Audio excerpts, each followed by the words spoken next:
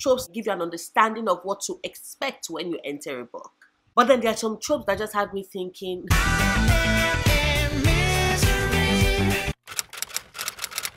Book tropes can give you an idea of what to expect, but when it's a trope that you absolutely hate, it's just...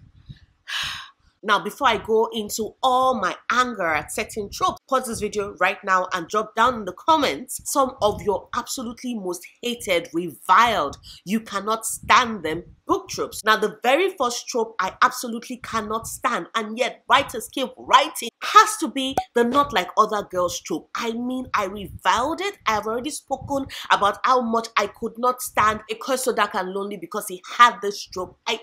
Every single time a writer tells me, oh, she does not wear makeup like other girls. Oh, she loves horseback riding. Other girls don't like horseback riding. I'm always, no ma'am.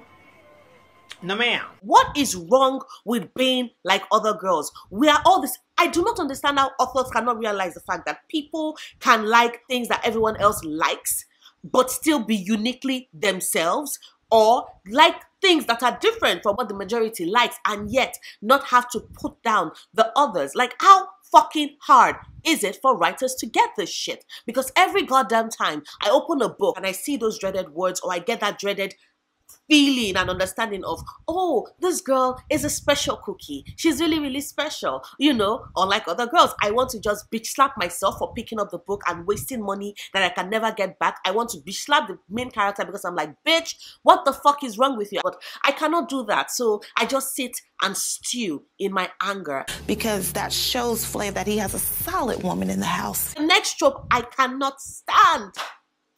I cannot. I hate this trope so much. The bad boy with a tragic past. I mean,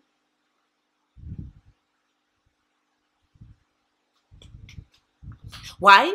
Why do authors like doing this shit? Like, if he's going to be a bad boy, let him be a bad boy. How fucking hard is it to make him and leave him be a bad boy? You must. I honestly think that authors legit like want to write someone who is vile and despicable, but also want people to love them and also give them this tragic past, and do not know that they are contributing to that narrative that you can change a bad person, that all a bad person needs is love because somewhere in their past, their parental figure, I don't know, did something horrible. And all I'm thinking is, one, people that actually have trauma, what you're indirectly saying is that a traumatic experience will make you a terrible, terrible person.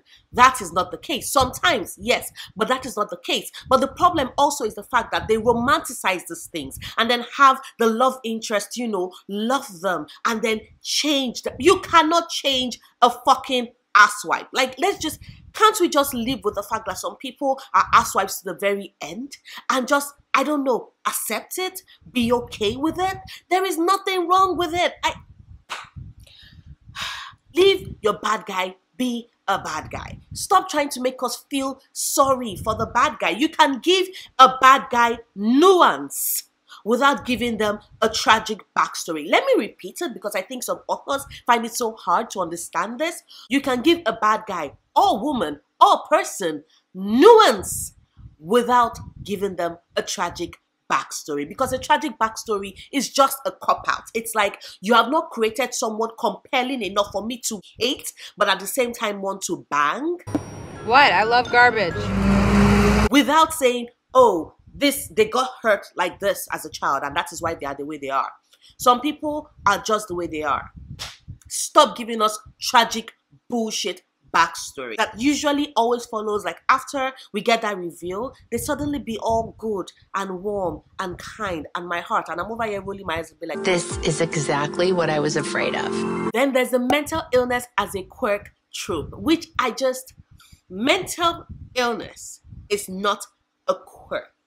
It's not something to add like you're stirring the personality pot and you're just like a dash of mental illness, you know, to give this character flavor, to make this character distinct. Like, if you're going to examine mental illness in your book, it deserves a thorough examination, an accurate portrayal not something that you season your character with, like you're adding added flavor to the character. Like all those people that think just a dash of salt is enough to season chicken with. By the way, if all you season your chicken with is a dash of salt, I'm quietly judging you.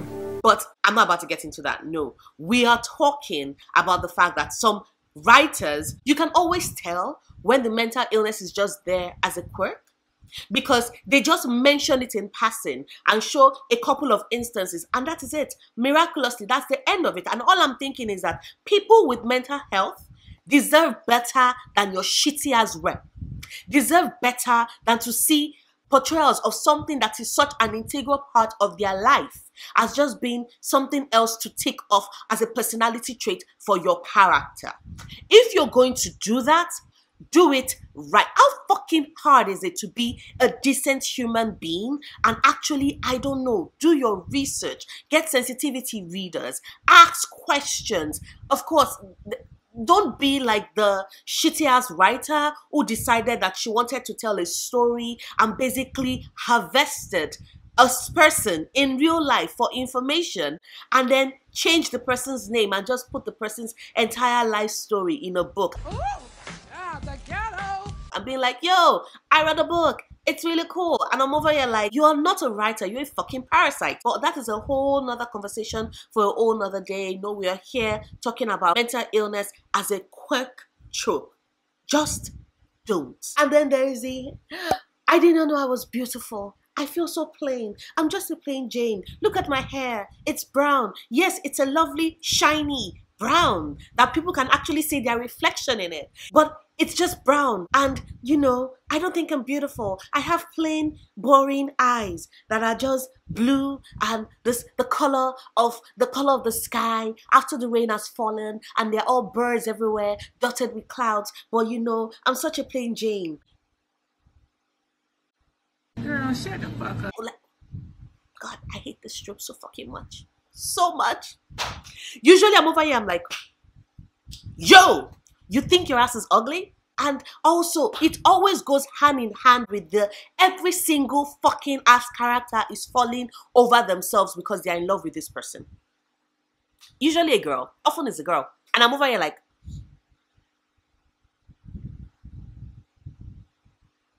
girl, do you need a mirror?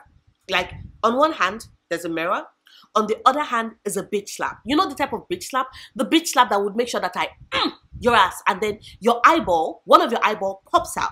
Usually the one that is, you know, blind to the fact that you're so fucking gorgeous. And by the time you pop it back in, you go, oh my God, I'm the prettiest girl all these people have ever seen. Yes, that's the reason why they are falling over themselves to be in love with you. But oh my God, the plain Jane trope, that always has every single Tom, Dick, Harry, Matthias, Methuselah, and even Carrie, Karen, Sharon, everybody falling for this one character. I'm over here like, you're not playing. You're just An idiot sandwich. And then there's the chosen one trope. You know, because, goddamn. Do you know how much I hate this trope? I am pained by this trope because it's always like this person who is average and perfectly ordinary suddenly realizes, I have powers. I am special. And then, you know, proceed to be a total dumbass. And usually the only thing that saves them is that this chosen one always has in their corner people that are actually better at what they do than they are. But because this fucking character is the chosen one, you know, they are the special one, the special snowflake that everybody absolutely must follow, even though they're a total dumbass and cannot use their brain cells and are always being saved. I'm just over here like,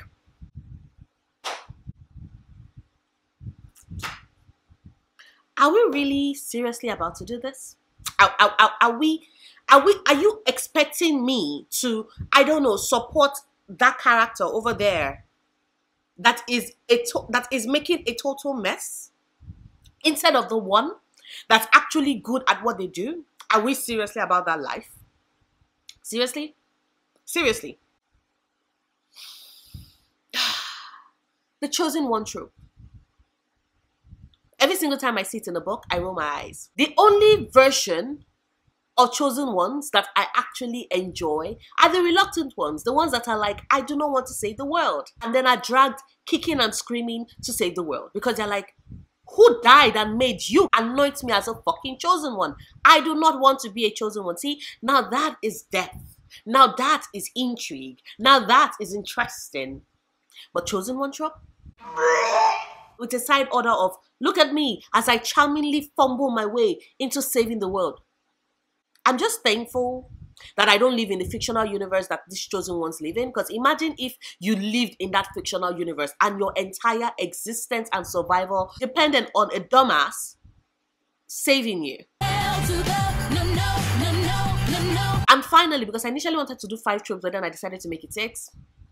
Love triangles. Oh my god, I hate love triangles. I hate love triangles. The reason why I hate love triangles is usually because it's never actually a love triangle. It's usually more of a straight line, in that this is character A in love with character B, and then there's just a tiny dot at the side that is character C trying to hang on desperately, being like, love me, I love you, why do you love this other character, not love me? And I'm over here like, for you to give me a love triangle that I do not hate, it actually has to be balanced. It actually has to be even. There actually has to be a possibility that this character could possibly end up with the other person. But usually that's not the case. Usually we get a half-baked attempt at a love triangle. Does that sound like something you want? Yes. Well, let me tell you, you'll never get it. And then I'm just like, polyamory is a thing?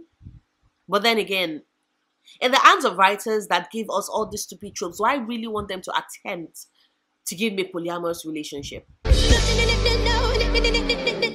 But yeah, those are 6 book tropes that I absolutely hate. Now, if it is that any of the tropes I absolutely hate are tropes that you love, drop them in the comments down as well. I want to hear your thoughts.